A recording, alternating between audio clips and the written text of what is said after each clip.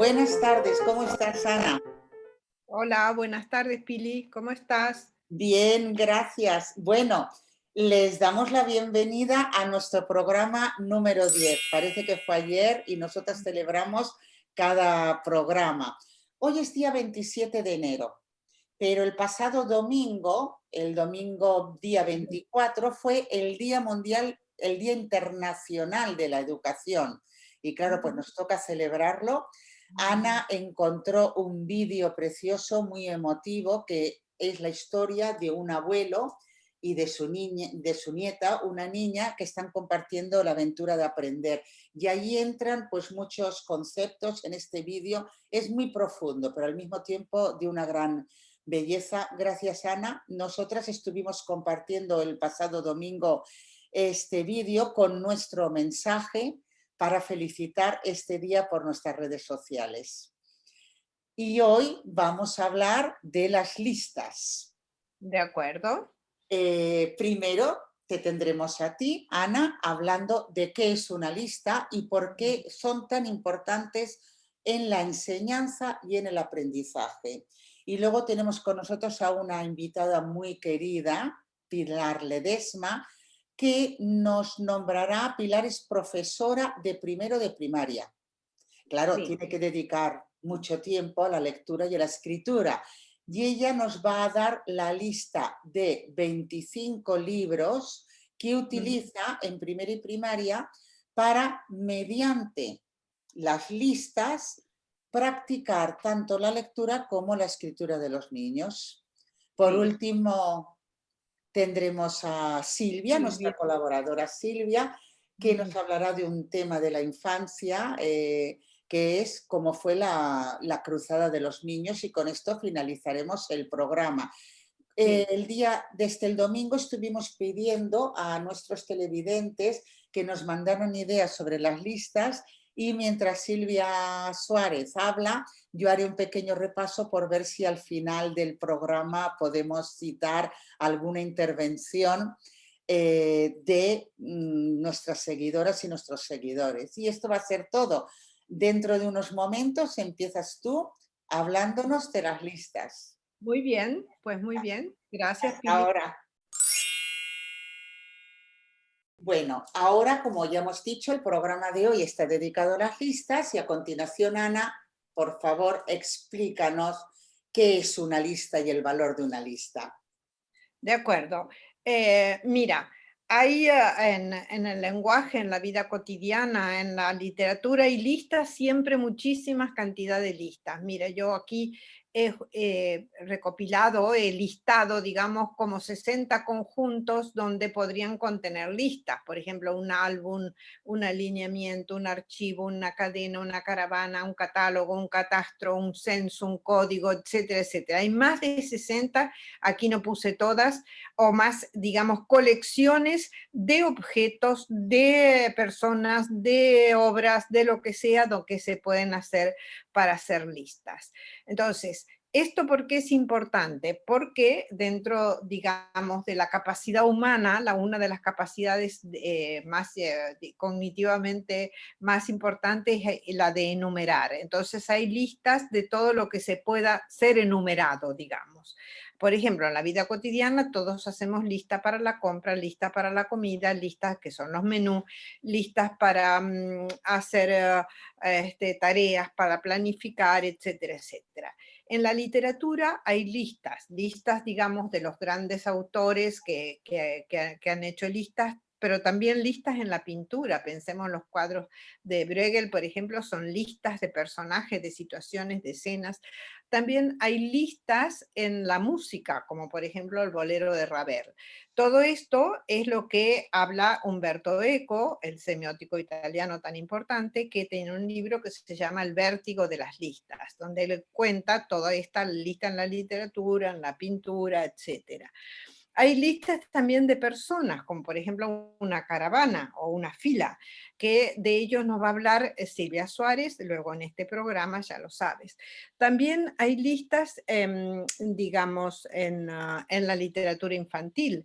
Hay muchísimos cuentos enumerativos porque los niños son coleccionistas, son enumerativos y hay muchísimos cuentos y hay canciones como a mi burro le duele la cabeza, o bien también aquella de la rana estaba sentada debajo del agua, vino la araña y le hizo callar, ¿te acuerdas? Bueno, o sea, listas de ese tipo, hay de enumeraciones, hay muchísimas.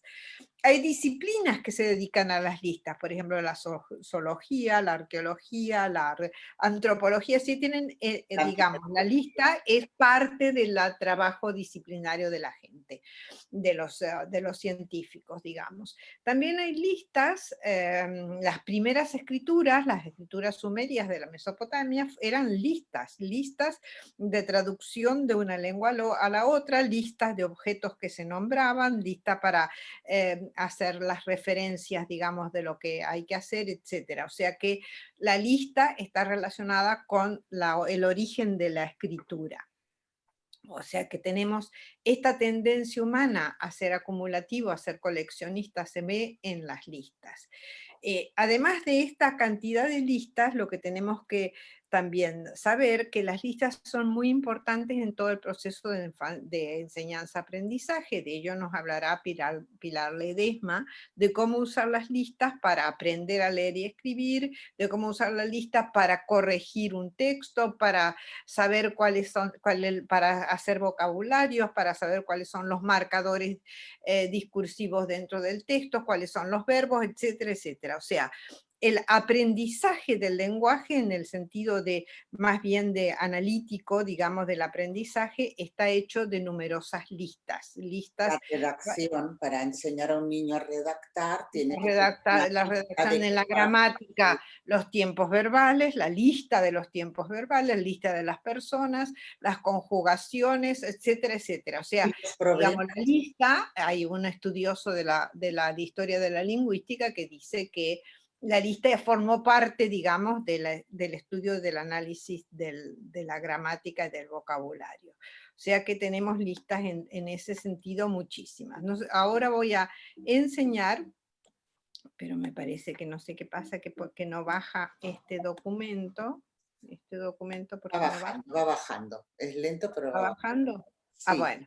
ahora. Ahí Es, tenemos, por ejemplo, yo he propuesto en las escuelas que hagan, en las que he trabajado, que se hagan listas, que los niños hagan listas, y aquí tú puedes ver, esta es una lista de niños, creo que son de segundo de primaria, donde hacen listas de contrarios, es decir, contrarios que comienzan con des. Des es un prefijo que en catalán y en castellano es muy productivo, digamos, para hacer el contrario, unir y desunir, enterrar, desenterrar, enredar, desenredar, etc. Los niños esto lo aprenden rápidamente y hacen listas de este tipo.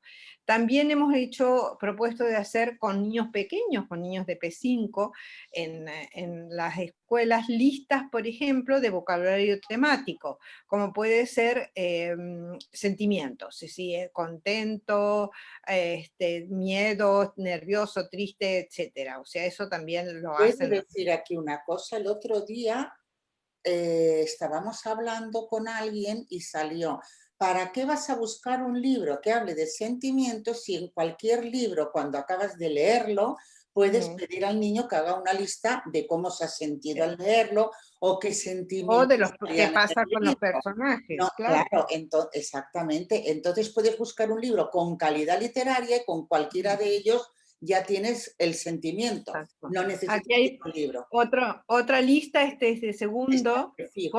con el prefijo re, o sea, reescritura, re, fe, repicar, bueno, etcétera, repensar, etcétera.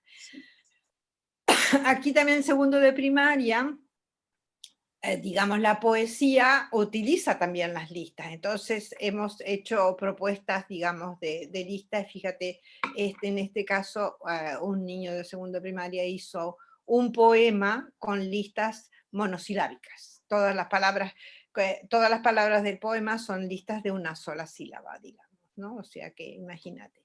Las partes del cuerpo pueden ser, espera que se me ha ido, las partes del cuerpo pueden ser objeto de listas. ¿Por qué? Porque evidentemente hay una relación, se dice de meronimia, ¿no? Digamos, de parte todo, donde las partes que forman ese todo se pueden listar. Y en este caso, con 5 años, él hizo un dibujo de las partes y además pusieron el cuerpo y todas las partes del cuerpo. ¿Te puedo hacer una pregunta? Para Dime. la memoria, ¿qué es más importante, el orden o la lista? Es decir, cuando un niño intenta memorizar las partes del cuerpo humano, ¿es más importante que encuentre el orden, cómo decirlas, o es más importante para la memoria utilizar la lista? ¿O depende del niño? No, no, están las dos cosas relacionadas, porque lo que se ha estudiado en psicología cognitiva y en lingüística cognitiva, cuando tú tienes que recurrir a la memoria, haces un recorrido, digamos. En el caso del cuerpo, haces un recorrido por el cuerpo, pero si yo ahora te preguntara, ¿cuántas ventanas hay en tu casa? Haría un Seguramente recorrido ventanas. mental. Haces un recorrido por tu casa para saber cuántas ventanas, porque no es una cosa que las tengas como totalidad, sino que, digamos, siempre haces. Entonces, la taxonomía es una lista y es también una ordenación jerárquica. O sea que las dos cosas van juntas. La El memoria trabaja orden. sobre una base espacial y entonces en esa base espacial tenemos, digamos, la cuestión del recorrido en el caso del cuerpo. En este caso, fíjate, estos cuartos de primaria es qué trobem en el conte, es decir, qué encontramos en el cuento. Estos ya son listas Aquí está categoriales, llamamos, trabajar porque todo. ya lo Sí, que hacen es categorizar lo que han encontrado en un cuento, lo que tú decías, que sí. en el caso de los sentimientos, pero aquí hacen personajes, hacen el tiempo, hacen la intención de los personajes, hacen las palabras que relacionan o acompañan, digamos, las estructuras sintácticas, y claro, en cuarto de primaria esto Y ya se bueno, puede pero aquí hacer. está todo, aquí está la gramática, están las partes de Claro, oración, está exacto, oral, está la comprensión, está la expresión exactamente, escrita, me gusta mucho ese exactamente. trabajo. Entonces, aquí también tenemos otra lista de pequeñitos, esto es lista de normas de comportamiento de P5 también, que es que hay que estar atentos, que hay que estar tranquilos, que hay que hacer caso, etcétera. Digamos, las normas pueden ser listadas, efectivamente. Para hacer poesía, listas que riman, eso también es de P5. O Sí, sea, todas las palabras que riman. Aquí tenemos mar, calamar, marina, padrina, madulla, brulla, etcétera, etcétera. Digamos, son todas la mirá la lengua, cantidad de listas que pueden hacer los en niños. la lengua inglesa se dedica un tiempo a enseñar poesía y aquí muchas Exacto. veces no tenemos ese tiempo y nos dedicamos pues el 23 de abril a pedir al niño que haga una poesía y el pobrecito no sabe Pero dónde el pobrecito empezar. no puede y entonces hay que Claro, ayudarlo pero justamente en con la eso. lengua inglesa de vez en cuando en la clase se hacen acabados o Exactamente, principios. Y claro, entonces, claro, el exacto. niño está tan acostumbrado a hacer acabados, que es lo que hay que hacer, que luego la poesía le sale mejor. Es que hay que dedicar un tiempo a cada cosa, no sale Claro. porque sí. En este caso, fíjate, también niños pequeños, palabras compuestas y palabras no gemelas, sino gemelas, es decir, palabras que repiten alguna sílaba. Se pueden listar y eso los niños lo encuentran fácilmente. Sí. Esto es una lista de palabras iguales, que es la terminología que utilizan los niños para los sinónimos, y palabras contrarias para los antónimos. Aquí Papá, también tenemos, padre, viento, aire. Está- claro, exactamente. Bueno, pero es que como aquí puedes ya, ver, sí, sí, sí. digamos, se pueden hacer, evidentemente, cuando entras en alguna asignatura desde el punto de vista del contenido disciplinar, se puede hacer lista de todos de los mamíferos, o sea, todo es listable de alguna manera en este Las sentido. herramientas de la prehistoria, los descubrimientos, las O fechas, sea, los y reyes, o esto sea, ahí todo esto está. es listable. Entonces, digamos que esto forma parte de esta capacidad humana, de esta tendencia humana de hacer listas. tú preguntas, ¿qué es la relación, digamos, entre la lista, el espacio y la taxonomía, el orden, digamos? Pero hay otras relaciones que en el caso de las listas también sumamente importante, porque esta tendencia humana a enumerar y a poner viene también en la escritura, como he dicho antes, pero también en el recitado, en el oral, también es una tendencia a hacer las listas en el recitado oral también. ¿Y es por qué? Porque la lista es como algo así como un instrumento, una eina, diríamos en catalán, ¿no? Un instrumento para a la mente extendida, digamos, la manera en que la mente puede trabajar sobre un universo un poquito más amplio. En ese sentido, hay listas lexicales, listas de cualquier contenido, etcétera. Si además usamos la escritura, esta mente extendida tiene un anclaje material que es puesto en la lista. Si te fijas en todas las listas que hemos utilizado de los niños, están hechas en columnas, es decir, en la disposición vertical, gráfica vertical, que permite comparar.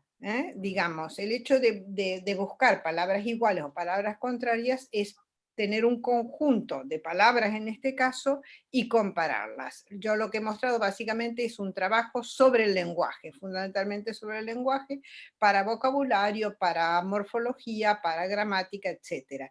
Pero además de listar, además de extender la mente con la lista, tenemos este anclaje material que es tan importante para hacer de la lista un instrumento de trabajo cognitivo En matemáticas, que te permite comparar. yo encuentro que Ponerlos en en lista matemáticas es se utiliza comparar. mucho. ¿Qué más te permite? Organizar. ¿Qué más te permite? Categorizar. ¿Qué más te permite? Poner secuenciar. O sea, todas las operaciones cognitivas que se pueden hacer sobre la lista es importantísimo. Las matemáticas utilizan mucho las listas, la unidad seguida de cero, los números que acaban en cero, Sí, pero exactamente, la exactamente. multiplicación hay dos maneras. Una, listar la memoria, lo que tienes que hacer, Claro, y otra, ir claro. haciendo sumas consecutivas. Exacto, Sin exactamente. listas, la matemática no existe. Ahí, No, no, y el lenguaje tampoco, como he dicho. es Entonces, increíble, sí. es un procedimiento, los teóricos dicen demarcativo, es decir, que tú encierras en un conjunto finito, el conjunto, digamos, de alguna manera está cerrado finito, entonces tú extraes la lista, digamos, de la conversación, del texto, de un discurso, etcétera, etcétera, o de una situación concreta. Puede haber lista, como ya dijimos, de objetos, puede haber lista de lenguaje en este caso. La lista es un medio de comunicación y como medio de comunicación es súper potente. También decimos es un tipo de texto. La gente piensa que no, pero sí, sí, también se considera que es un tipo de texto. Hay, ya dije en la literatura, poetas que se dedican a trabajar sobre la lista. Uno de ellos es un escritor francés que murió hace tiempo que se llama Georges Perec, que hacía de las listas un trabajo literario impresionante. Bueno, por todo esto, promovemos el trabajo en listas en las escuelas como instrumento de enseñanza-aprendizaje y como instrumento de reflexión y de aprendizaje cognitivo. ¿Tienes más Los papás y mamás preguntas? que nos estén viendo, toda la Sí, familia, que a veces dicen, yo no sé qué hacer con el niño para que aprenda. No tiene por bueno. qué hacer deberes. Es una técnica, un recurso al alcance de cualquier familia el hecho de ir haciendo listas y solamente con Exacto. hacerlas puede ayudar mucho a mejorar los recursos del niño. Exacto. Fíjate, en este caso de las palabras contrarias, el niño puso una línea para separar una columna de la otra, ¿no? O sea, que Sí. ellos encuentran, y en este caso también listó en doble columna. Sí, la lista es un ejemplo, digamos, de lo que llamamos diagrama, es decir, de representación por medio de lo gráfico en este caso, de un contenido lingüístico, que es el vocabulario. Si ponemos una lista de dos columnas, ya tenemos una tabla, ya tenemos una relación y una tabla. Si ponemos de 3 columnas, ponemos más complejos, etc. O sea que, como ves, da para mucho Me este gustaría elemento tan cotidiano da para mucho trabajo desde el punto de vista del aprendizaje. un comentario, y es que se habla mucho de todos los recursos que se pueden utilizar informáticos, pero tenemos que tener claro que para hacer un Excel, el Mm, niño no ha de conocer la técnica del programa Excel, lo que ha mm, de conocer es el recurso de la lista. Eso es lo que exacto, tiene que aprender. Puede es- aprenderlo en el papel, puede aprenderlo en el ordenador, pero el recurso de la lista es lo que tiene que aprender. El día de mañana no sabemos si en lugar de un programa llamado Excel, ese habrá sido eliminado y existe un programa completamente diferente. Pero el exacto. niño sabrá aprender a utilizarlo porque recordará cómo se hace una lista. Esta es en relación a los contenidos digitales, sí. Bueno, pues hasta aquí hemos llegado con Bueno, las listas. Seguiremos. luego comentaremos nuestros televidentes por nuestras redes sociales qué otras listas nos han sugerido y creo que Ujú. va a ser divertido ver los resultados. Hasta dentro de un ratito. Ahora nos quedamos con Pilar Ledesma, que nos va a hablar de los cuentos de educación primaria, de primero de primaria, con Y los de las cuales ella listas. hace listas. Hasta ahora.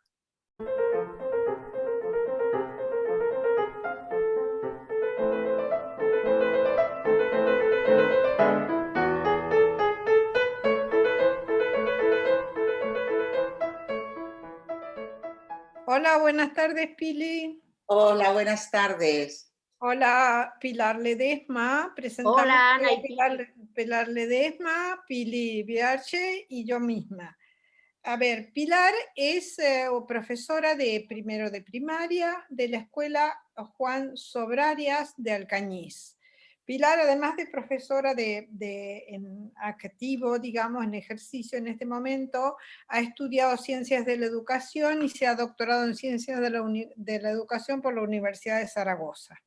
No me equivoco, ¿no? De Zaragoza, sí. No. Ella ha trabajado mucho tiempo en todo lo que es relacionar el aprendizaje de la lectura y la escritura con la literatura infantil. En este momento tiene programado 25 libros de cuentos tipo álbum para trabajar durante estos 2 semestres que faltan del año. O sea, Pilar, primera pregunta, ¿a razón de cuántos libros por semana lees o trabajas o de estos tipo álbum? Pues mira, la semana te podría decir que solemos llevar uno o dos en un trabajo más profundo y luego podemos encontrar como 5 o 6 que solemos manejar en biblioteca. Eh, pero solo como un trabajo, digamos, de animación de lectora, de gusto por la lectura, de tertulia literaria, solo a ese nivel, ¿vale? Con Entonces, niños de pues bueno, primero de primaria.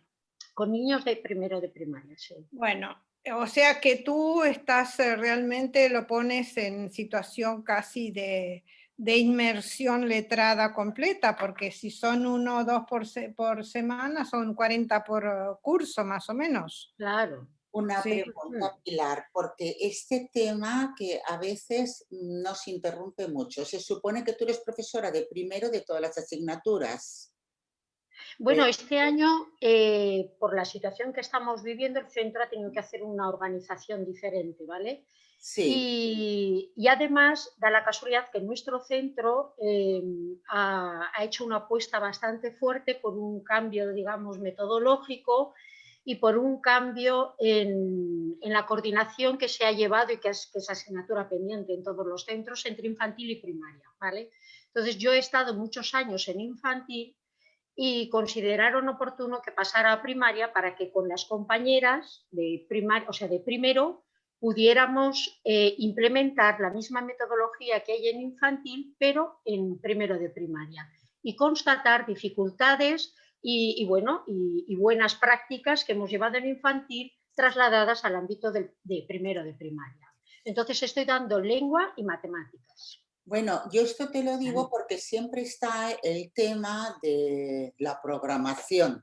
Entonces, Sí, yo entiendo que tú la lectura y la enseñanza de la lectura y la escritura la haces a través de estos cuentos. Luego, si lo trabajas a través de estos cuentos, no puedes llevar un libro aparte o igualmente lo llevas. No, uno de los condicionantes que pusimos, yo no es que esté especialmente en contra del libro de texto, ¿vale? Pero claro, en los primeros cursos es un impedimento muy importante. ¿Por qué? Pues porque Sí. el niño se le presupone que ya lee incluso en cursiva. Se le obliga a través de estos libros, de estos manuales, a escribir en cursiva y en una letra muy condicionada a un espacio de 2 líneas o una cuadrícula, cuando ellos están acostumbrados a trabajar de otra manera. A nosotros nos interesa que ellos produzcan, que piensen y que desarrollen lenguaje, no que contemplen aspectos periféricos alrededor de lo gráfico, ¿entiendes? Entonces nos Sí, interesa totalmente. fundamentalmente eso. ¿Qué hemos hecho? Pues bueno, garantizar, como dice Ana, una programación donde verdaderamente los padres pueden constatar que los niños y las niñas están nutriéndose lingüísticamente de una buena literatura. Eso por un lado, que ya es un objetivo fundamental. Y segundo, pues que igualmente van a aprender a leer y a escribir, pero además en un contexto global y significativo, porque no escriben sin sentido, escriben a propósito de lo que hemos hecho en la tertulia y en la lectura en voz alta con estos libros. Lo que entendemos de significativo para si hay alguna familia que no se escucha, quiere decir que el niño no aprenda a leer porque sí, sin darle sentido Claro. a lo que lee, sino que como está leyendo un cuento, ya entiende perfectamente que la lectura es para eso, no por saber la lectura ni por tener contenta a la mamá o a la señorita o a la profesora. En Como este momento maestra, sí, vamos a trabajar específicamente con Pilar, específicamente sí, la cuestión de las listas. exacto, muy bien. Tú trabajas las listas a partir de todos estos cuentos. Ujú. ¿Por qué las listas? Fundamentalmente por esta cuestión del aprendizaje significativo, obviamente. Cuando desarrollamos un texto, cuando planteamos la lectura de un texto y lo comentamos, es importante ver que dentro del cuento o de la narración que se nos está ofreciendo, aparecen muchos elementos que pueden estar agrupados en forma de listas, personajes, lugares, espacios. Y la lista lo que nos va a proporcionar es un marco de referencia importante para que el niño comprenda y para que pueda producir. Además, ellos tienen una cierta tendencia a listarlo todo. Cuando encuentran libros donde se utiliza este recurso como material narrativo, conectan muy bien y muy pronto con la lectura. Sí. Entonces, para mí, desde mi práctica, he encontrado que es muy beneficioso servirnos de las listas como puente y como transición hacia la redacción de textos o hacia la construcción textual. Sí. O sea, las listas para aprender a leer y escribir. Exacto, Sí, exacto. Fundamentalmente eso. está la mamá que va a la compra o la lista de los libros que tienes o qué asignaturas tiene. Es algo que ya le da sentido y que el niño puede empezar a escribir por ahí. Muy bien. Claro. O sea, bueno, estos cuentos se pueden trabajar de otras maneras, pero son los que tú has utilizado, las listas, y como nos lo acaba de explicar también Ana, pues ahora vamos a ver la parte práctica. ¿Cuál es el criterio de selección de los libros? De estos Sí. 26, que no vamos a poder mostrar todos, pero de algunos. Todos no. Mira, el criterio de selección es un tema en el que todos los docentes deberíamos estar formados. Yo creo que es Sí, una asignatura pendiente. De la misma exactamente. manera que tiene que ser una asignatura en magisterio, la psicolingüística es muy importante para poder interpretar las escrituras de las criaturas y las producciones que hacen. Entonces, los criterios que yo utilizo no es que sean míos propios, sino que se han ido conformando a través de una formación y a través de un estudio de cómo iban respondiendo los niños, de tal manera que busco textos que no sean excesivamente amplios, textos que tengan una calidad literaria, ¿vale? Que lo que expresen lo expresen con palabras bien utilizadas y con un lenguaje un poquito menos usual del que utilizamos normalmente.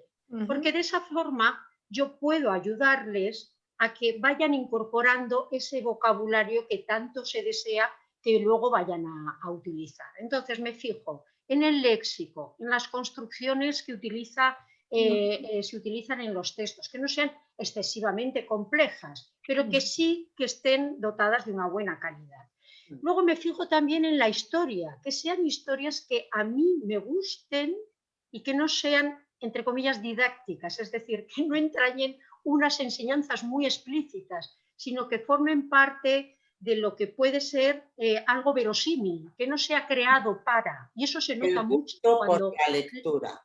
Exacto, con los libros. Entonces, estamos hablando de unos condicionantes que van a ayudar a que el niño y la niña tengan ganas de utilizar y de volver a esa lectura muchas veces. Y otro elemento muy importante es, obviamente, que en mi selección hay casi todos son, por no decir todos, son álbumes ilustrados.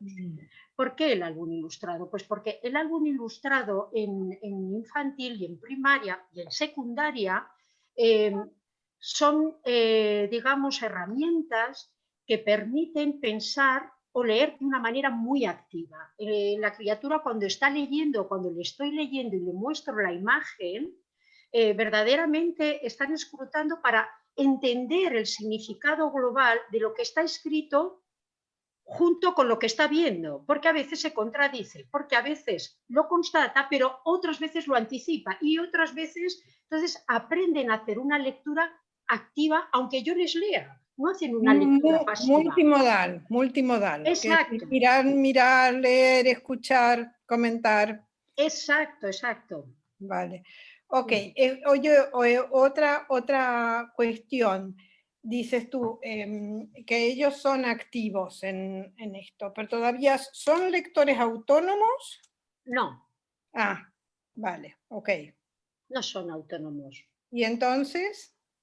Claro, esta es una apreciación muy interesante, Ana, porque en primero de primaria, esta tarde hemos tenido casualmente una reunión entre docentes y ha salido a colación este debate.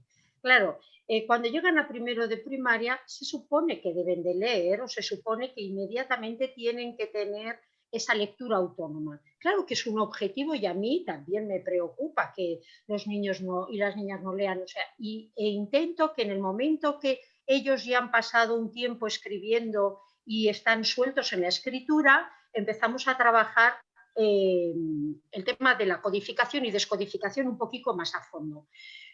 Pero claro, no tienes por qué seguir haciéndolo sin sentido, se puede hacer con sentido. Entonces, lo que hacemos es los mismos cuentos, y para esto están muy bien los de Sapo y Sepo, que utilizan unos enunciados muy breves y muy sencillos y muy asumibles.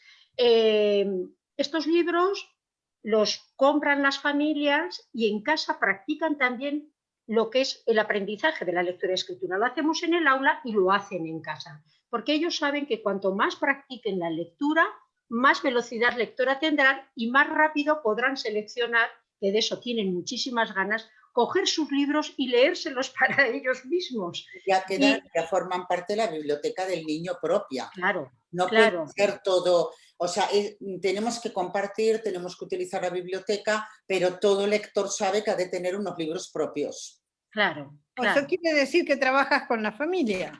Claro, sí. Con las familias, mira, vamos a tener una reunión y en todas las reuniones intentamos dar pautas y explicaciones de lo que hacemos y por qué lo hacemos. Esto es muy importante porque de repente llega una maestra, oye, quita el libro, pero ¿qué vas a hacer? Tendrás que dar una explicación. Si todas las familias están acostumbrados a que lleven un tipo de trabajo, tendrás que defender la postura profesionalmente. Entonces, yo entiendo que hay que hacer un trabajo, entre comillas, pedagógico con las familias y además cuando las familias comprenden lo que estamos haciendo, son unas buenísimas colaboradoras. Y los niños avanzan muchísimo. Entienden que lo que decía Ana, el ambiente letrado es fundamental y ya además hacen una lectura con los niños y con las niñas muy distinta a lo que hacían hasta ese momento. Si hasta ese momento solo se preocupaban en que unieran sílabas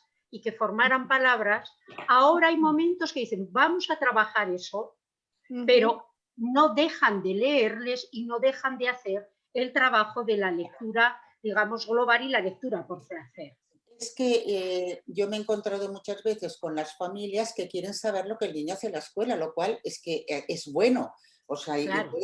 y todos queremos porque es una manera de involucrarse. Pero claro, el problema es que cuando tú llevas un libro, un cuaderno, el niño lleva el libro o el cuaderno a su casa y entonces quien sea, el papá, la mamá, abuelita, quien sea, mira y sabe lo que ha hecho, pero en determinados trabajos parece como que no hubiera hecho nada y a lo mejor has estado trabajando muchísimo, entonces hay que hacer esa labor pedagógica. Por eso era la pregunta del libro, porque, a ver, un libro es fácil y con profesores noveles que no tienen tanta experiencia y que no hay un claustro que les pueda ayudar, un libro soluciona mucho, pero evidentemente nos podemos encontrar también de que el niño pueda aprender más significativamente sabiendo escoger las lecturas. O sea, no es que estemos en contra de los libros, pero es lo que tú dices.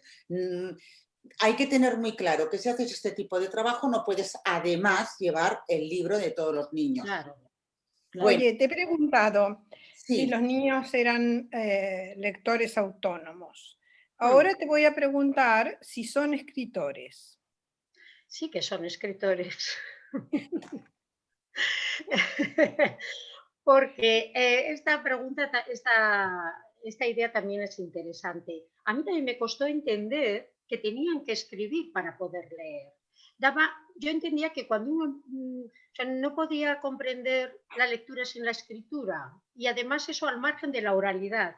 Yo antes hacía unas asambleas muy ridículas. Me juntaba con los niños y les decía, vamos a hablar un ratito cada uno, pero un ratito. Entonces uno hablaba de los peces, el otro hablaba del río, el otro hablaba de un perro, el otro hablaba de la compra, el otro hablaba de otra cosa, y yo con eso había cubierto el tema de la oralidad. Me sentía sumamente satisfecha con ese trabajo. Después decía, ahora toca aprender a leer y a escribir.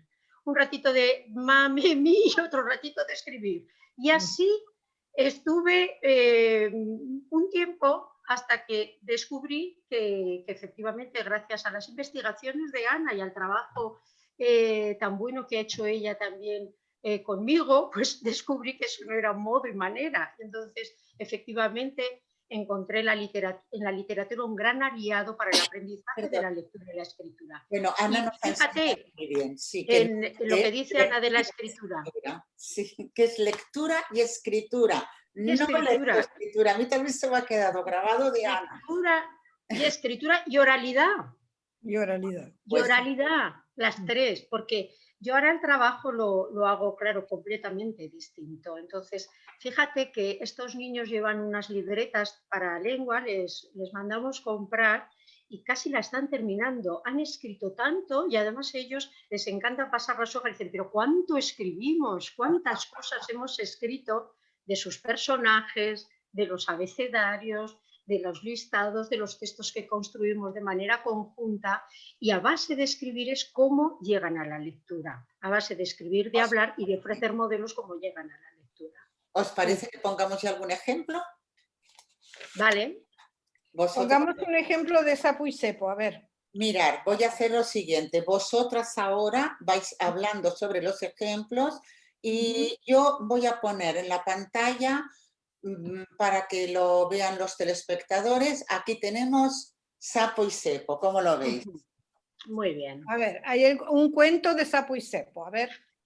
Fíjate que en este cuento de sapo y cepo, bueno, la semana pasada terminamos Sapo y Cepo inseparables y esta semana hemos empezado Días con sapo y cepo, ¿vale? Os voy a decir solo dos cosas. Trabajamos estos textos y uno de ellos lo dejé en la biblioteca, ¿vale? Cuando terminé Días con sapo y cepo lo dejé en la biblioteca. Cuando les llevé se emocionaron. O sea, yo creía que iban a decir otra vez sapo y cepo, pero no. Cuando vieron sapo y cepo dijeron, bien, sapo y cepo, bien, es mi preferido. Decían, viva, viva. Bueno, digo, bueno, pues esto vamos a ver si es verdad. Dejé el libro en la biblioteca, casi lo rompen, porque se echaron todos encima, cosa que no deben de hacer, y les dije, cuidado, este libro es para que ahora lo podáis leer, pero con cuidado y despacio y de uno en uno. O sea que efectivamente, cuanto más comprenden, siendo un libro de calidad, más ganas tienen de leer. Esta es la clave de la cuestión, creo yo, que hemos hecho un trabajo de mediación importante para que eso pueda lograrse. Los libros de Sapo y Sepo y Arnold Lovell con los niños tienen un encanto especial. Entonces, ¿por qué seleccioné? Pues efectivamente porque tienen unas estructuras muy sencillas, muy asumibles, son historias que a los niños les llega muy adentro, les gusta muchísimo y se sienten muy conmovidos cada vez que consiguen superar las dificultades y que Sepo se deja arrastrar por Sapo y ahora ya se identifican, unos piensan que son más como Sapo y otros dicen que son más como Sepo, de tanto que los llegan a conocer. Y casualmente en uno de los capítulos aparece uno de los cuentos que es La lista, ¿vale? Este cuento pues me pareció también muy oportuno para ver cómo lo desarrollaban. Claro, el cuento empieza con que Sepo se tiene que hacer una lista para acordarse de todo lo que tiene que hacer a lo largo del día, ¿vale? Y llega un momento que la pierde y bueno, pues es que ya no sabe qué hacer. Hasta que después se acuerda, llega la noche, lo digo muy resumido, llega la noche y bueno, le dice Sepo, a ver, es que es de noche, tendríamos que ir a dormir. Y dice, ay, sí, dormir, eso estaba en mi lista, lo voy a escribir y luego lo tacha. Pues bueno, muchos niños en clase les dije, ¿quién se hace listas de cosas? ¿O quién piensa en lo que tiene que hacer? Y algunos levantaron las manos. Dije, bueno, ¿y si hiciéramos nosotros nuestra propia lista? Vamos a poner en un lado del cuaderno la lista de Sepo y en otro lado nuestra propia lista. Me pareció muy gracioso porque iban escribiendo su lista, levantarme, desayunar, e iban tachando conforme habían ido pasando esas secuencias de la misma manera que había hecho Sepo. Conforme ellos habían terminado de hacer sus cosas, empezaron a escribir su lista. Esa fue una manera de trabajar ese capítulo, pero cada uno de los cuentos nos ofrece una oportunidad para trabajar o para hablar de algo y sobre de lo que hablamos, entonces escribimos. Muy bien, me parece. Sí. Otra cosa que me gustaría preguntarte es, estas producciones de los niños, ¿lo haces en una libreta, en hojas sueltas? ¿Cómo lo llevas?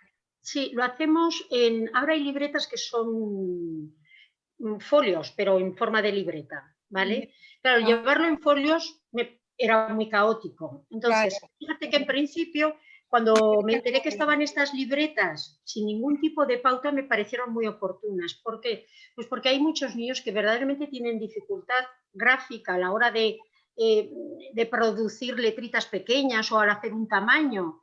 Y sin embargo producen muy bien y de cabeza son muy buenos. Entonces, bueno, este formato, hay críos que todavía se desvían un poco, pero aprenden a escribir y a coger una linealidad bastante aceptable. Y van aprendiendo a organizar el espacio. El folio en blanco es una oportunidad para poder plasmar y ver más claramente lo que ellos están pensando o lo que ellos están construyendo en ese momento con respecto no solo a la escritura, sino a la organización de la misma. Una pregunta, tú me habías comentado que trabajas también la portada, la contraportada, sí. A ver. Mira, cuando empezamos a trabajar un cuento, el enfoque nuestro de trabajo y la fundamentación que estamos llevando en el colegio es que nos interesa que estas criaturas a lo largo de la escolarización efectivamente sean sujetos críticos y pensantes, es decir, que puedan tener un acceso a la información, que puedan tratar la información y que sean capaces de comunicar la información, ¿vale? Entonces, desde esa perspectiva, desde muy chiquititos, desde 3 años, no empezamos un cuento leyendo y ya está, sino que les hacemos pararse a pensar y hablamos sobre la información del soporte, o sea, sobre la información que aparece en la cubierta, en la contracubierta y en el lomo. Y también en las guardas, porque claro, en las guardas también a veces aparece información sustancial para poder interpretar después el texto. Esto en el caso, sobre todo, de los álbumes ilustrados. En nuestros puentecillos, pues en esa cubierta aparece el título, el autor, la editorial, y son conceptos que, claro, al principio no saben ellos muy bien. Dicen el autor e ilustrador. El ilustrador es quien dibuja, el autor. Esto es importante también que vayan tomando conciencia de que las cosas son escritas por alguien. Porque, claro, al principio no tienen así como mucha conciencia de la autoría de los textos. Y Trabajar esto la les interpretación del libro. hablamos eso, pues de quién escribe los libros. Pero luego llega un momento en que a base de ir trabajando ese aspecto, que es un aspecto muy simple pero muy sustancial, llega un momento que ellos conocen a Tommy Ungerer, conocen a Nadia, conocen a Anthony Brown y hablan de autores y van a las librerías, esto me lo han dicho los libreros de aquí de Alcañiz, que van a pedir libros de esos autores porque ya conocen libros y porque saben hablar de los autores. No solo esto es importante, sino que también a la hora de escribir me sirve también como pretexto y es una forma de listado. Títulos, autores, editoriales, son conceptos que también son importantes a la hora de clasificar libros, que sería otro listado.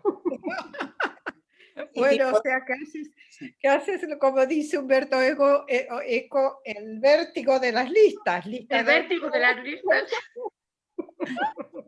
Pero bueno, cualquier mamá o papá que nos esté escuchando van a ir a la tienda y le van a decir, ¿y por qué no me escribes lo que tenemos que comprar? El niño se acostumbra a escribir. Claro. ¿Por qué no? Como las notas que también. Bueno, ¿queréis comentar otro cuento? Vale. ¿Puedes ponernos, por ejemplo, Perro Azul? Perro Azul. Bueno, este libro es fantástico y les gusta muchísimo porque es una historia muy tierna y además muy apasionada. Una niña que se pierde en el bosque, se adentra en el bosque. Es la historia de la amistad de una niña con un imposible, un perro azul. Y luego pues es el vencer el mal sobre el bien, el espíritu de los bosques. Tiene una pelea muy fuerte y muy sangrienta con Perro Azul y el perro le salva y la niña monta al lomo de Perro Azul y llegan a casa. En fin, tiene unos elementos que es que se los he contado 20 veces. Este libro lo habíamos trabajado en infantil y cuando lo volvieron a ver en primero les dio una alegría tremenda y hemos hecho cosas parecidas a las que hicimos en infantil y les parece todo nuevo. Pues bueno, este libro tiene una peculiaridad muy interesante. Así como en muchos cuentos los personajes más o menos, en los cuentos de los niños, no evolucionan mucho, sino que están un poco al albur de los acontecimientos.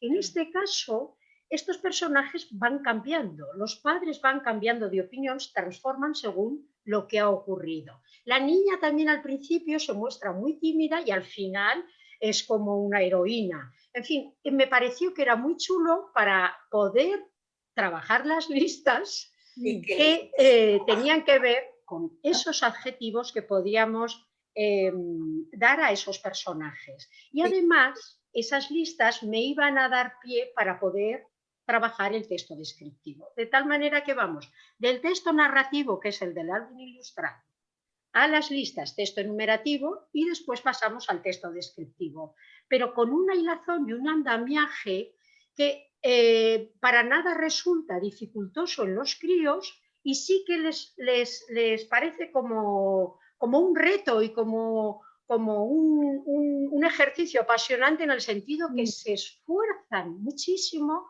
a la hora de escribir y de hablar con corrección. Entonces el proceso es el siguiente. Pues hablamos de la información que hay en la cubierta, el autor, editorial, demás, y empezamos a hipotetizar acerca del contenido del libro. Claro, porque las estrategias de lectura también son interesantes, entonces esto lo hacemos siempre. Luego hago una lectura en voz alta y vamos constatando si lo que pensábamos se produce o no se produce, o se da en el libro o no se da.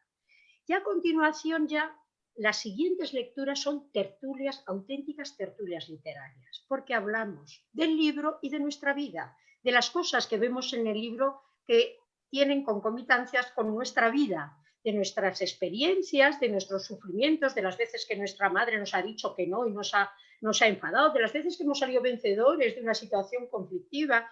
Todo esto es sumamente enriquecedor. Los niños gozan barbaridad, pero además, cuando ya les pides escribir, claro que hacen lo que yo les digo, pero yo veo que no lo hacen con reticencia, porque como han participado en la construcción del texto, sienten ellos como que es algo propio. Y a la hora de escribir, como tienen ese texto y ese contenido en la mente, se pueden autodictar y puedes atender mejor a la diversidad del aula, porque hay niños que pueden ya escribir de manera automática solos y hay otros con los que puedes dedicarles un poquito más de tiempo. O sea, yo le he encontrado muchísimos beneficios en este sentido. Bueno, de ahí lo que os decía, adjetivos para el perro, adjetivos para la madre, adjetivos para el padre. Y al final de los adjetivos empezamos a decir, la mamá de Carlota al principio es autoritaria, se enfada, gobierna, no le deja. Después, conforme va pasando, se da cuenta y construimos un texto de carácter descriptivo. Con lo cual, hemos ido trabajando lo oral, lo escrito, la competencia informacional y hacemos un trabajo importante, significativo de animación a la lectura. No nos va a dar tiempo casi de comentar muchos textos. Pero tranquila, porque podemos continuar con este tema en otro programa. De momento, de 25 libros, hemos hecho 2 y cuando acabemos esta entrevista pondremos unos ejemplos de listados que hacen los niños. Los pondremos al acabar. Y entonces, pues, podemos continuar en otro programa hablando de los otros libros de la lista, que eran 25. Eso sí, en las redes sociales y en el blog compartiremos cuál es la lista de estos 25 libros, para también hacer un poquito de pedagogía de los autores, de las lecturas y aproximadamente la edad. Pilar, estamos encantadas escuchando. Déjame recuperar una frase de Pilar que me parece muy buena, que ella le ayuda con la literatura a los niños para hablar de su vida. Eso me parece fantástico. ¿Eso he dicho, Ana? Has dicho eso, sí. Y efectivamente la literatura sirve para hablar de la vida, para entender la vida, digamos. Y ellos pueden hablar a base de tener un modelo también de vida. Claro. Y además no es utilitario, no tiene como el fin una utilidad práctica. No. Tengo que rellenar este ejercicio porque me lo han pedido. No, es una utilidad que llega al corazón, a la verdadera formación de la persona. Claro. Vale, muchas gracias. Ha estado muy bien. Y vale. Encantada de conocerte, Pilar. Te conocía, pero no en persona. Y ahora ya nos conocemos por videoconferencia. Hasta pronto. Muy bien, gracias a vosotras.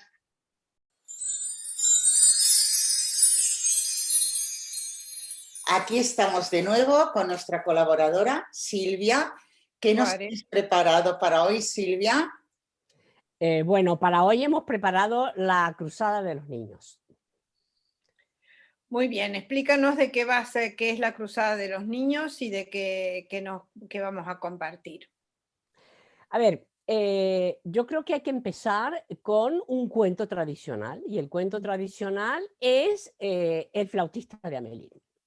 El flautista de Hamelín es un cuento de los hermanos Grimm, y la verdad es que personalmente a mí me parecía, cuando era pequeña, me parecía dolorosísimo ese cuento, porque es un señor que está enfadado con el alcalde y se lleva a todos los niños de un pueblo. Vale. La leyenda, o sea, la base del flautista de Hamelín tiene que ver con unas leyendas que en realidad tienen como base una realidad. Esa leyenda es la Cruzada de los Niños. ¿Existió o no existió la Cruzada de los Niños? Eso es algo que tendríamos que... Hay distintas versiones, hay distintas versiones históricas con respecto a su existencia.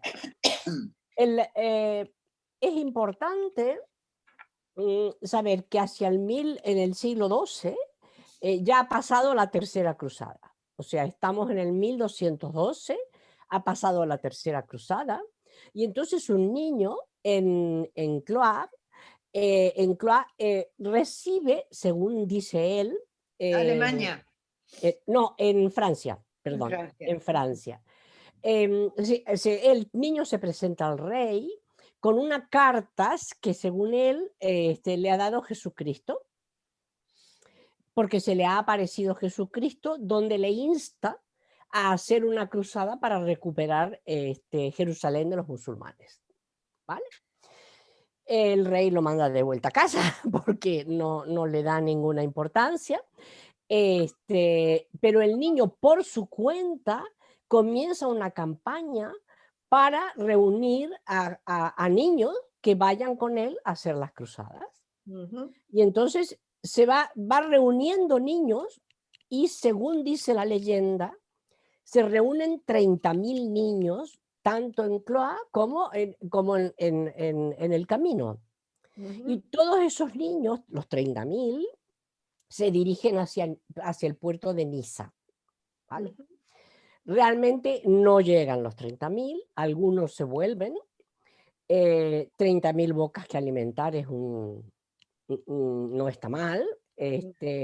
Muchísimos mueren de inanición.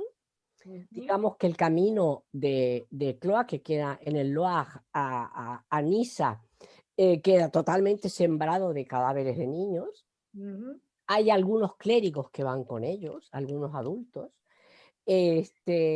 Clérigos adultos. Clérigos adultos, ¿vale? Y en principio los que llegan a Niza son 2.000, ¿vale? ¿Son 2.000. En el medio ha quedado un río de cadáveres y por otro lado, y eso es importante, un río de pueblos diezmados, porque 30.000 personas en un desplazamiento van pidiendo comida, pero realmente no hay dinero ni posibilidades de que los pequeños pueblos puedan alimentar a semejante multitud. Con lo cual llegan 2.000 niños a Niza. Etienne de Cloix, que es el niño Esteban, ¿vale? Tiene una gran capacidad de convicción, de convencimiento, a pesar de que es analfabeto.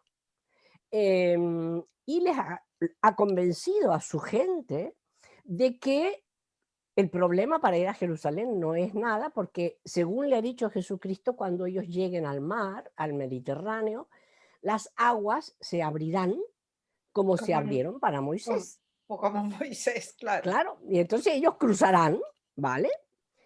El tema es que llegan... Ahí lo está esperando Cristo, seguramente. Claro, está esperando ahí y pasan días, ¿no?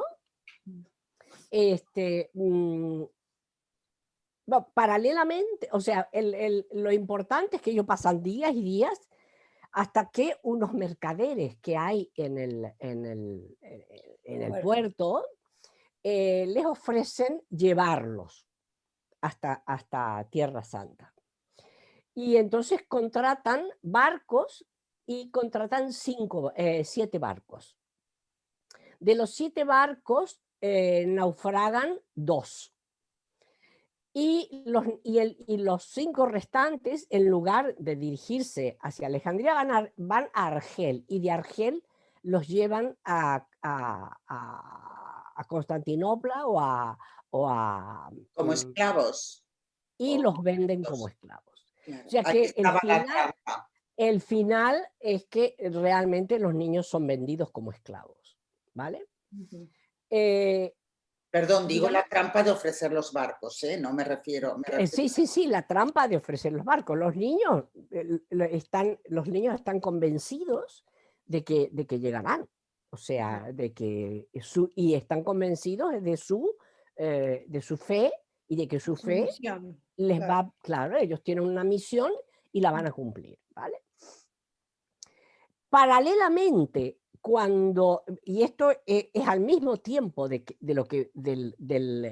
la multitud dirigiéndose a Niza, en Alemania hay otro niño que se llama Nicolás, que Ujú. hace exactamente lo mismo que Esteban, y sale con un grupo menor desde Alemania hacia el puerto de Génova, ¿vale? Y también esperando que se le abran las aguas y ellos poder hacer el paso caminando, ¿vale? A llegar al otro lado. El tema es que el camino de Alemania a Génova es terriblemente duro.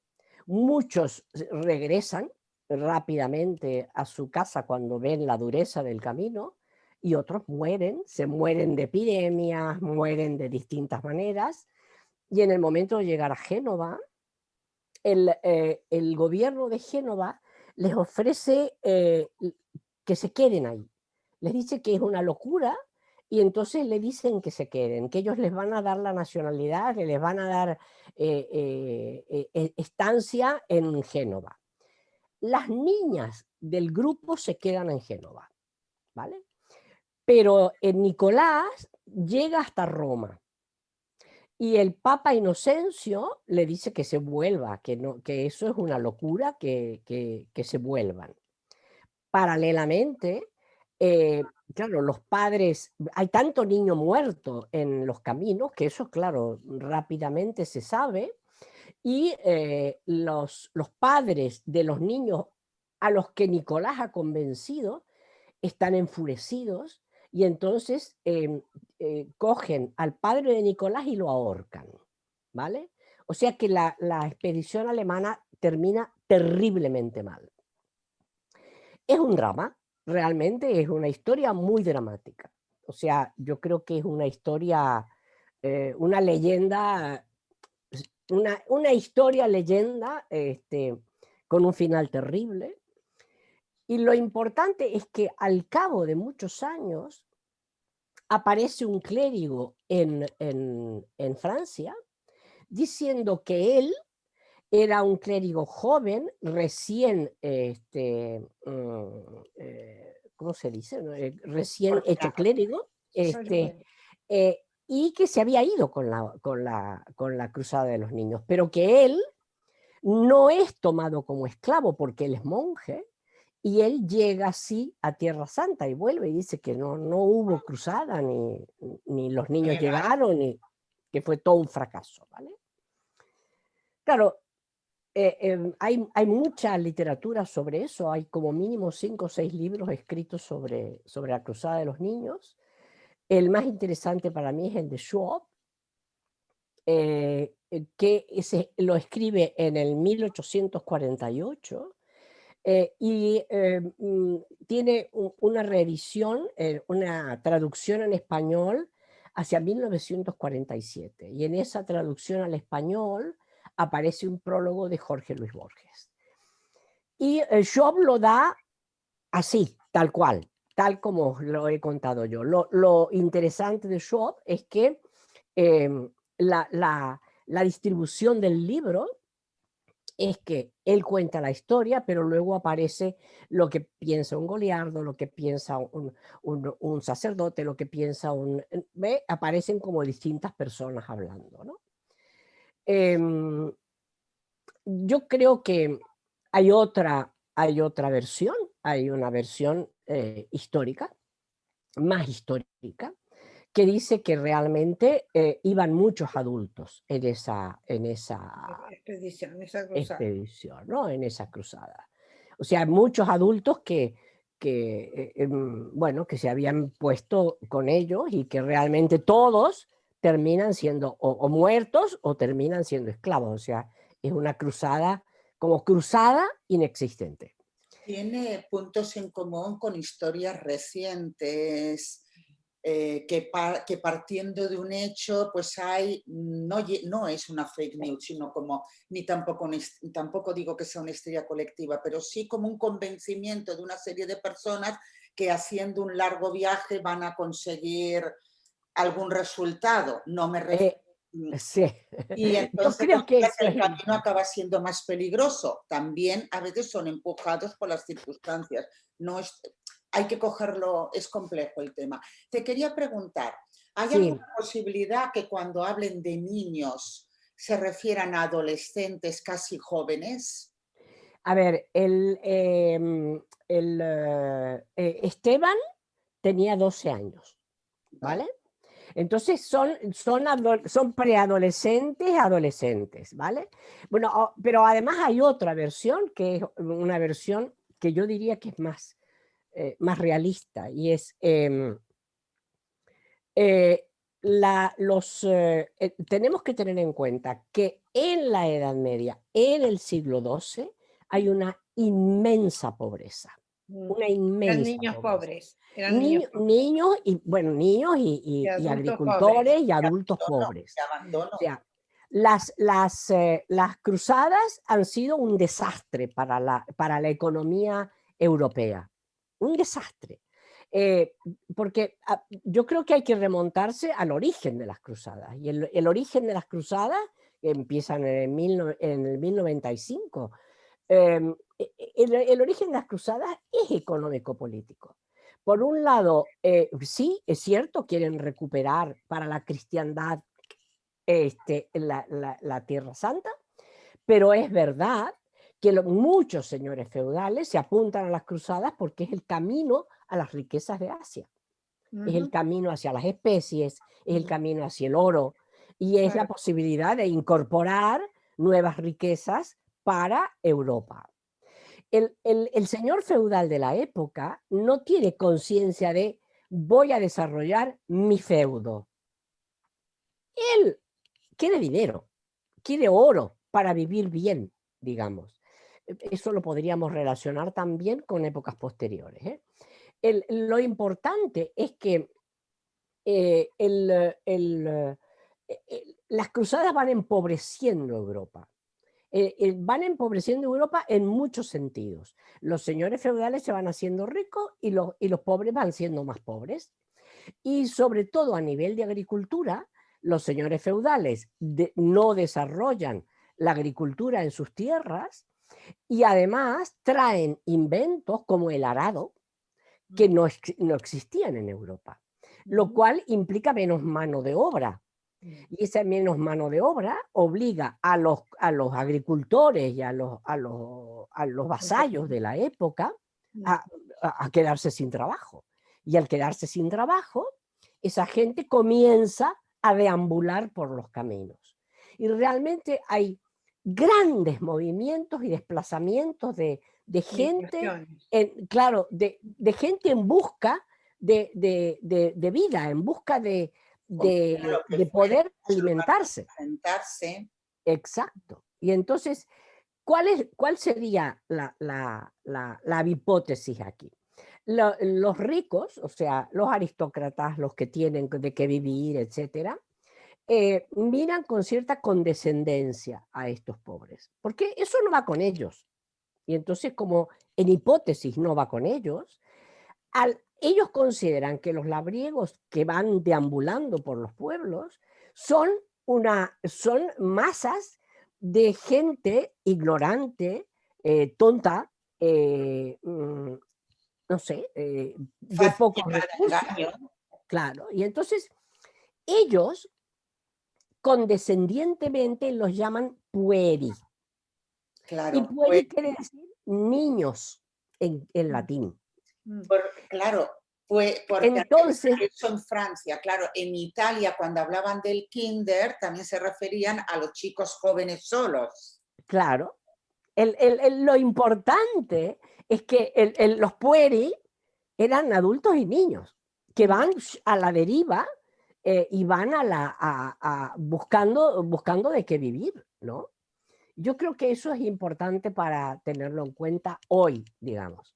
Esa tercera versión, que es la versión, digamos, que más se acerca a la documentación y que es la más moderna, la confusión de pueri con niños es posible. Sobre todo porque con el tiempo el pueri, ¿vale?, que deja de tener, o sea, la gente se olvida del origen de ese pueri y pasa a ser la cruzada de los niños. Porque realmente había mucho abandono de los niños en cuanto también tenían 10 o 12 años y se sumaban a Claro, la Weli. claro. O Y sea, había el niños, concepto de niño era diferente. claro. Este tipo de cruzadas, caravanas, digamos, es como comentaba Pili, muy actual. Históricamente, también a principios de mediados, bueno, del siglo XX, hubo todas las razones de las guerras, las razones del hambre, las razones de la mejor vida, buscando tierras prometidas. Ahora, hace poco, por ejemplo, fue de la caravana que salió de Honduras, pasó por Guatemala, intentaban llegar a México para ir a Estados Unidos. Tierra Santa en ese sentido es Claro. Estados Tierra Unidos. Santa es la tierra, La tierra prometida. claro. Claro. América, o sea, Claro, O los que vienen de África y los subsaharianos para Europa, ¿no? claro, o sea, digamos que hay una parte de ingenuidad en la gente que hace ese tipo que se apunta en las caravanas, pero hay también desesperación. Claro. O sea, el que huye de una guerra es que allí se va a morir, o sea, no tiene más remedio. Claro, Y es desesperación. no entra aquí, pero yo me pregunto, cuando tanto, a ver, fue España la que llegó por primera vez primera vez quiero decir, Sí, la que oficialmente, conquistó. voluntaria. Sí, bueno, la que colonizó América, Sí, pero también sí. hubo un movimiento de gente, de masas desesperadas desde España, desde toda Europa, que empezaron a ir allí, cuando llegaban arrasaban con todo. Sí, Y entonces, sí. o sea, son movimientos que han ocurrido siempre en la historia. El hambre europeo llevó masas de gente a América, claro. Claro, Sí, claro. o sea, No se obvia cuando se está hablando de... son movimientos muy complejos, no se pueden resumir en 2 parámetros. claro, yo creo que hay que tener en cuenta, por ejemplo, que en el caso de la llegada a América Latina, o sea, el imperio español, España está diezmada por la guerra. O sea, cuando se descubre América, es un chollo. Claro, porque España está diezmada por la guerra.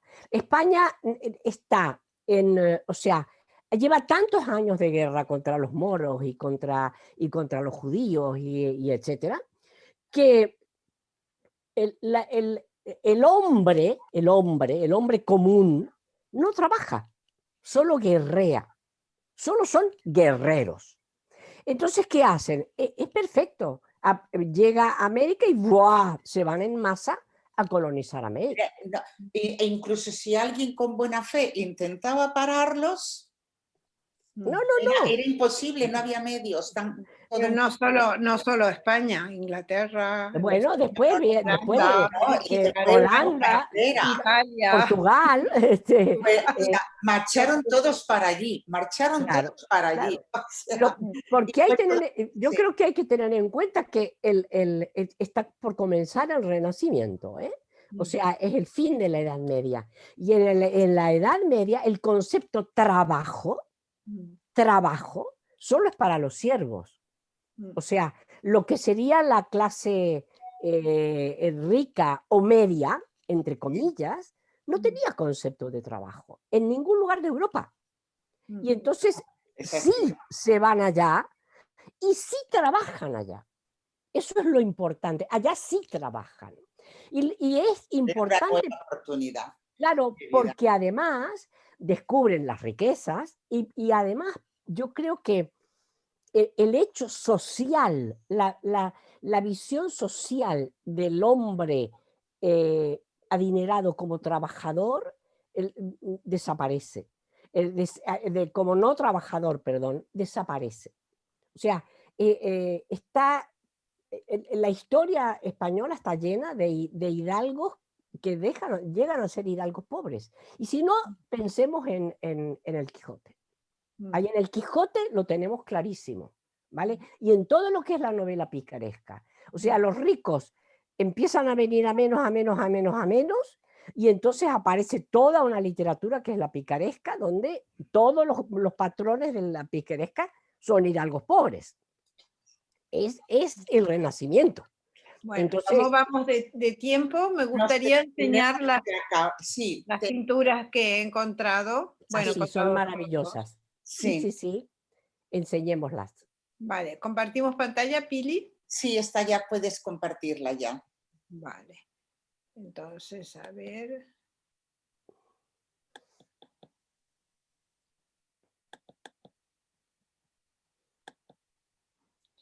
Aquí tengo una primera que es de Seymour Nolan. Esa es la de las primeras que he encontrado. Y aquí tengo la otra que es la más famosa de todas, que es de Paula Rego. Esta pintura fue expuesta aquí en el Palau de la Virreina hace unos 7 años, 5 años por allí, más o menos, no me acuerdo cuándo. En la exposición que hubo sobre las pinturas de Paula Rego, que es una artista portuguesa.